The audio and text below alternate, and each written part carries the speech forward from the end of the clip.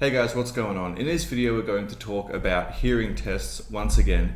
We're going to talk about tinnitus, we're going to talk about toxic mold, and we have a wonderful video here by someone called Jamie who's actually in my course, and he's going to talk about mold and tinnitus and his experience with ENTs and hearing tests.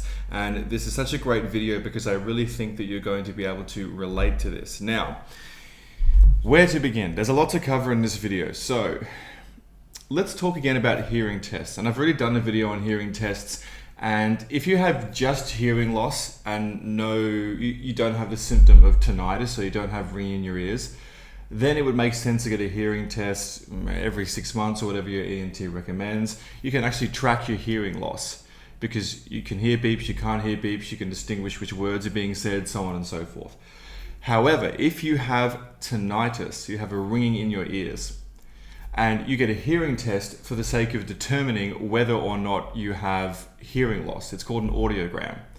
That is absolutely ridiculous. Let me explain. Part of an audiogram is testing to see which frequency of noise and volume of noise in which ear you can and cannot hear. So you have a series of beeps, different tones, different hisses in either ear. Now, if you have tinnitus, and let's say you have, like Jamie did, a severe ringing in one of the ears, very severe, would that not interfere with your capacity to actually be able to perceive noise in that ears, especially in a soundproof booth with headphones on, being played at a low volume? Let me give you a metaphor and example. If you had, let's say, a big, massive PA speaker and a little iPod dock. If I put that iPod dock over the other side of the room and played a ringing noise, just like a ringing, it sounds like tinnitus. If I was sitting here, I'd be able to hear it. However, if I put that PA speaker right here and blasted the same volume, okay, a higher volume of the same noise right here, do you think, what the hell chance would I have of hearing that? Especially if you turned it off and on and a low volume, and it was my responsibility or my job in this task or audiogram to tell you when the volume was coming out of that one, okay? You see what I'm saying? It's interference. So would it make sense then to do an audiogram where you can't hear the ringing because your own ringing in your head is so loud that it interferes and it overshadows that volume? Would it make sense then to come out of that booth and for the ENT to look at the audiogram, okay, and say, oh, well, you have hearing loss? What planet are we on when that is what is the top of the top rungs of people who deal with tinnitus? That is absolutely mind-blowing. It's not hearing loss, okay? It's interference. So there's so many people running around saying, oh my God, I've got tinnitus and hearing loss. And they're so scared, rightfully so, because the people who are the best in the world have no idea what they're doing. For an ENT to deal with tinnitus is ridiculous. It is ridiculous. They don't have any training around tinnitus. Their training on tinnitus is minimal at best. And they give out non-steroidal anti-inflammatories, they give out corticosteroids, they give out antidepressants, all of which grow mold, increase cortisol, or ototoxic. Jesus titty fucking Christ. Have we gone mad? So, without further ado, let's get into the video, okay? And we're gonna go through this. It's a long video, so I'm just gonna cut through it, and we're gonna talk about it, and Jamie's gonna talk, and I'm gonna talk, and you're gonna listen, and hopefully it'll change your perspective. And what I really want you to take away from this is that if it's a good thing that ENTs are useless. Why? Because they don't know what they're talking about. They just don't when it comes to tinnitus. And so if you get advice from somebody about something that is wrong with you and they don't know what they're talking about, should you really be scared? Should you really be worried if that person has not the first clue about your condition or how to solve it or where it came from? Why would you care what they say? Are you going to take financial advice from a 3-year-old? Are you going to take advice on artwork from somebody who was born blind? It makes no sense. And just because they got the stupid lab coat on and the piece of paper on the wall they paid too much money for, that anyone these days can practically get on the internet in terms of education, Ridiculous. I could talk for hours. Let's just go.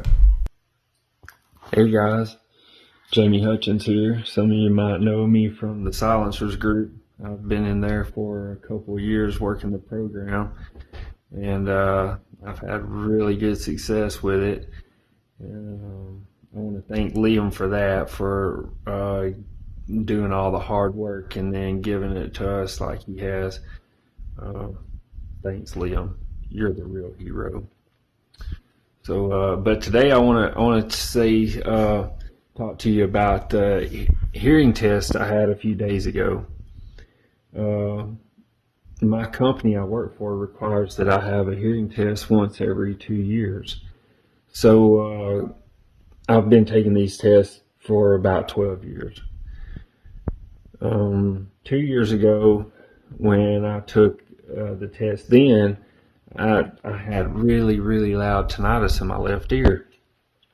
So the test results showed that I had a severe hearing loss in my left ear.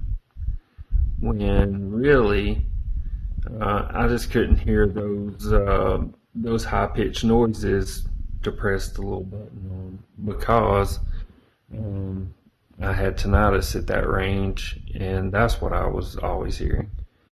So let's evaluate what's happened so far. So to begin with, to backtrack a little bit, Jamie got tinnitus after he experienced toxic mold exposure after cleaning a shed. Okay, so he cleaned out a shed. I think it was unknowing that there was mold in there, and he got incredibly sick for a couple of weeks. He also experienced a loss in the family, extreme emotional loss, very hard, and couple that in with mold, and he got a perfect storm. Now, Jamie's been working with me for about 2 years, as he said, and it's been going down, to the point now where he says his tinnitus is practically gone. It's still there a little bit, but it went from a ringing to a hissing, and now, in his own words, he can only hear it at nighttime when his head is on the pillow, and just a little bit. So his life is practically back to normal. A lesson in here: sometimes it can take a long time to get better, especially depending on your financial situation and your emotional situation and your living situation and your willpower, and just your past. Are you obese? Have you been abusing your body with illegal and prescription drugs? Do you have a predisposition to overthink? A multitude of things. Do you live in a colder climate? That can slow things down for sure. If you don't have access to a lot of sun. Here in Albania, there's a lot of sun right now, and it's absolutely beautiful. A lot of things. So to the hearing test. So what Jamie's just basically broken the whole thing down. We can stop this video right now. But it gets so much better. What's the lesson here so far? There's a couple. It takes time, okay? Don't quit.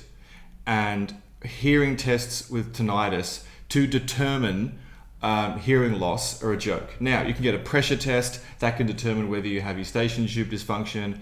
Absolutely fine. So let's go back again and talk about the mold. I've been talking about mold and tinnitus for, I think, about 2.5 years or 2 years now. You go back through my Instagram, it's right there. It's right there in I think it's my most liked and shared. I can see the shares in my analytics on photos, and that one is the one that gets the most shares. It's that little diagram, and it has all the pictures of how things tie in together. And it's even got hearing loss in there, but in a certain way that ENTs don't look at it. It's got things like stress, mold, mitochondrial dysfunction, sunlight. I think hyperinsulinemia is in there, stress, the whole thing, okay? So mold wants you dead in the ground. And it's very interesting. Mold, if you have sinus problems and you have a post-nasal drip and you have a feeling of wet in the ears or clicking in the ears, or like muffling in the ears, chances are you could have mold in there. You can have mold in your eustachian tube. You can have mold in your sinuses. Okay, the sinuses are huge. Go look at the work from James Nestor. It's absolutely fantastic.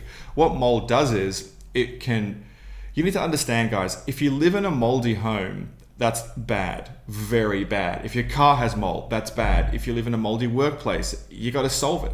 You have to move the workplace or get them to fix it. And depending on where you are, they legally will have to do it, although they'll try and put it off.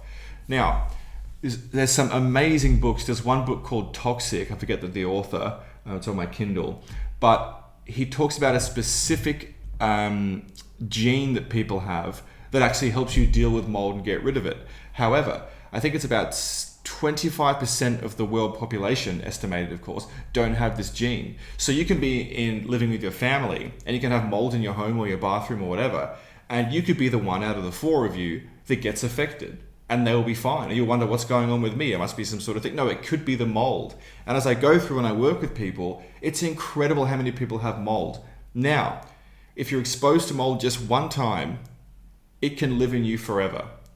It's very adapted to, it feeds on ketones, it steals your oxygen, it steals your nutrition, it loves sugar, so on and so forth. You need to deal with it, okay? It can take some time to deal with, but it's totally possible to do, which is what Jamie's doing now, and which will get him to silence. Give it another 6 months, he'll be in silence, I guarantee it. What was I going to talk about next? Mold. Okay, mold directly affects the mitochondria. So it's damaging, okay, the bacteria, which is what mitochondria are. Mitochondria are intracellular, live inside of the cell, they're an organelle, and they actually create the energy that your ear needs to use to function with hearing, okay? And it causes a whole bunch of different problems, including tinnitus, hyperacusis, pulsatile tinnitus, and even vertigo, a feeling of wetness. It's just, what doesn't it do? It's awful, okay? It's been on Earth for a lot longer than us. You need to take certain supplements to kill it. Sunlight is great. It's the first thing you can do. So when you look at what people are selling online, like supplements, a tinnitus supplement, and like, oh, I'm going to teach you to habituate, and oh, I'm just going to give you like relaxation techniques, I look at that like it's a fucking joke. You know what I think when someone is saying that online? I think, wow, that's someone who's got no idea. That is such a fucking shame, because there are people who are desperate and they're going to look at that and they're going to think that's what they got to do, and they're going to be habituating for the rest of their life. I wouldn't care if those same people didn't say that food doesn't matter and all these other things doesn't matter as long as you just do this one thing. What a sick joke to play on people. It's sick. There are so many causes of tinnitus and they all need to be addressed. All of them. There's no excuse. And so when I see this shit online, really fucks me off. It's just people are killing themselves over this shit. What a joke. You know, if you have tinnitus, you know what I'm talking about. So, anyway, you know, they say, well, you have severe hearing loss and you probably damaged the hair on your cochlea. You need to go see an ENT. So I went. Damage the hair on your cochlea. Prove it. Prove it. Prove that he's damaged his hair on the cochlea. Prove it. How are you going to prove it? Oh, well, we do an audiogram. Oh, great. That's fucking amazing, except for the fact that it doesn't prove anything because of interference. You joke. What a shame. And what a pity that these people get money to do this.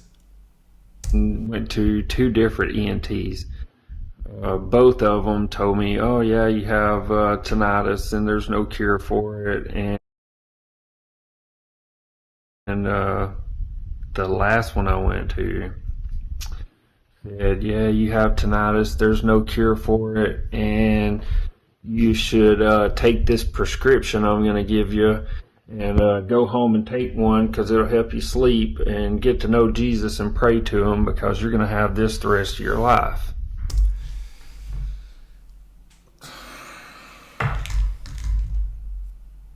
Oh my God.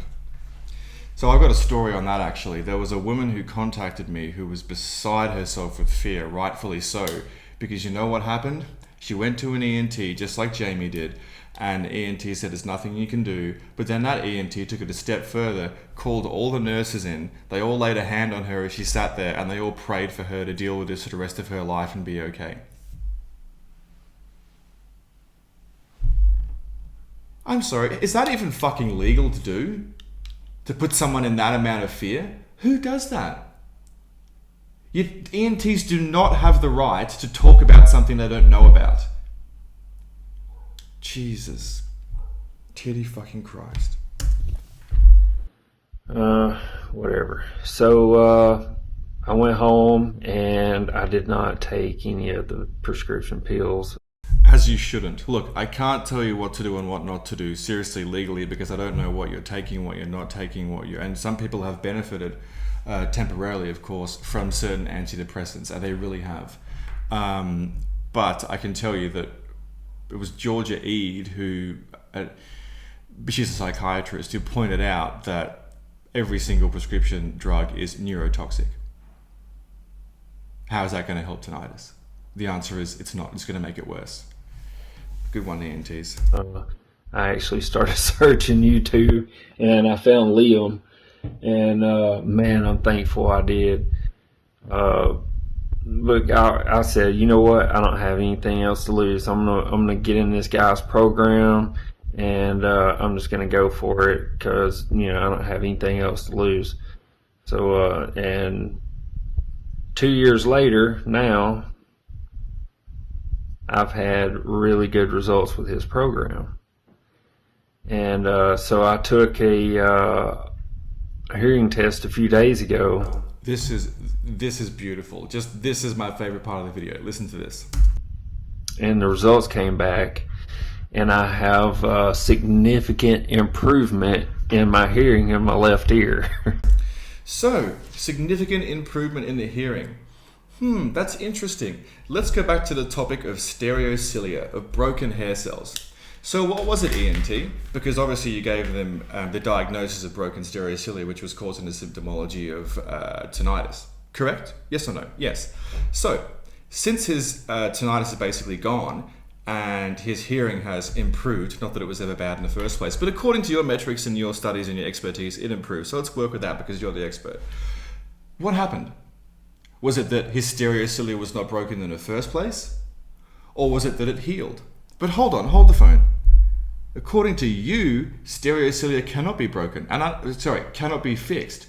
And I'm not saying that stereocilia can't be broken in the first place. And I'm not saying that stereocilia can be fixed. I'm not saying that. But what I am saying is that this whole theory that someone walks in with tinnitus, it must be broken hair cells, is fucking garbage. It's fucking disgusting. And it's gotta stop. It's when will it fucking end? When is enough? How many patients are gonna walk through your fucking door shitting themselves with fear, young and old, and you're gonna make it 10 times worse because you're guessing? Show me the proof that broken stereocilia causes tinnitus. I'm not saying it can't be broken. I'm not saying that. But show me the fucking proof because I'm yet to find it. I cannot find it. It'd be easy to do. All you have to do is get 2 different groups of people, 300 in each.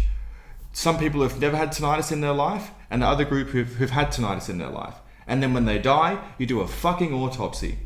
And you cut out the cochlea, and you use electron microscope, and you look. Because I guarantee you, in both groups, you're going to find some element, depending on the age of death, some element or some level of broken stereocilia in both of them. So maybe it wasn't a broken stereocilia that caused tinnitus in the first place. That's that's my position statement on that. It just makes logical sense. What a joke. What a joke. What a joke these people are. Now the audiologist, the best answer he could come up with was, well, you probably just didn't take the test right. Yeah, that's good. Blame the patient. It's the patient's fault. It's in their head. Blame them and then charge them the money. 2 years ago, and that's why it showed that you had hearing loss. And now you've taken the test right this time, and it shows the accurate measurements. And I was like, yeah, that's pretty scientific. That's good. Yeah, you're probably right. I probably took the test wrong, and whatever. I'm not gonna argue with the guy. I'm too happy to argue with the guy. I'm too happy with the results I've gotten from Liam's program. I don't have that loud screaming tinnitus in my left ear anymore, which is amazing. And I still have a slight little buzz, but I think a few more dry fast, that's going to be gone. I have no doubt in my mind that's going to be gone. It'll be a thing of the past. But I'm going to stay on the program and continue to do dry fasting because my overall health has improved and my energy levels have improved since I've been on the course. So that's a huge plus for me too. That's enough incentive for me to just stay on the course and keep it as being my lifestyle. Anyway, I just wanted to share that about the hearing test. You can have hearing loss and not have tinnitus, but you can have tinnitus that looks like hearing loss to the ENT and the audiologist, and get rid of that tinnitus, and then it's going to look like your hearing improved to them, or they're going to do you like they did me and say, well, you probably just didn't do it right the last time. But anyway, I just wanted to share that. And I wish you guys the best, and don't give up on the program. Keep doing your best, and don't panic. Stay calm. Just work the program. Let the program work for you. Find out what works for you in the program, and just continue to do it, and you will find success. I'm confident that some will find it faster than others. It took me a while to find it, but I'm thankful for the journey. I'm thankful for the fight, and I'm thankful for finding out what I really am made of. So you guys have a good rest of the evening, and thanks, Liam. Okay, so the last thing, and we'll end on a more positive note, but the last thing, that the take-home lesson, is that his attitude, Jamie's attitude, is absolutely top-notch, 10 out of 10. He didn't give up. He's a positive guy. And exactly as he said, it gave him a chance to see what he's made of. Unfortunately, I see a lot of people who join my course or just on YouTube, they just give up too soon. And this is before, this is not easy. It's such a tempting, the sirens call in the ocean, calling the sailors to their death. Just take a supplement. It'll go. Just habituate. It'll all go away. Just see what happens. It'll go away. And also, no one else can fix it, so you'll come with us. One of us. That's the tempting song, really, and it calls people in, and they don't die. Well, unfortunately, some people do take their own lives, which is very sad. But my opinion is that it's completely preventable. In the world of tinnitus, we have different groups of people. We have people who don't fucking know what they're talking about, and then there's like 5 other people. That's it. And those are the people who are teaching. And in terms of people who want to learn, there are people like Jamie who would just do anything, and they're positive, and they're scared in the beginning, and they tried the ENTs, but they're open to trying new things, and they're the ones who get the success. They put their head down and they just do it. Then there are other people who absolutely hate my guts and want to see me run over by a train, have the train reverse, and then light me on fire, and then spread my ashes into a sewerage. That's what people want to do. And unfortunately, those people have made a personality out of tinnitus, and they like their victim card, and they use that victim card to say, oh, well, I would have been famous, or I would have been successful. I would have had this and that, but my tinnitus prevented me. So that's my excuse for not putting the effort in. And that's what I see them as. And it's very sad, and I don't hate them at all. In fact, I feel sorry for them. And I hope that one day they can come to the light side from the dark side and silence their tinnitus, and I'll be here to help you when you do, with no judgment at all. And then you have other people who are just, I don't know what the other demographic of people is. The people who they have tinnitus, but it's not bad enough yet that they're ready to put all this effort in to get rid of it. Those people should be putting the effort in, because if you leave it, not always, but chances are it can get much worse, and then it's going to be much harder to stick with the program or put the effort in when you're distracted by 24/7 tinnitus, like woo, when it used to be just bad at night time or bad every other day. Okay, so we'll end it there. Thanks, Jamie. You're an absolute legend if you're watching this. Tinnitus is not for life, guys, and fuck ENTs.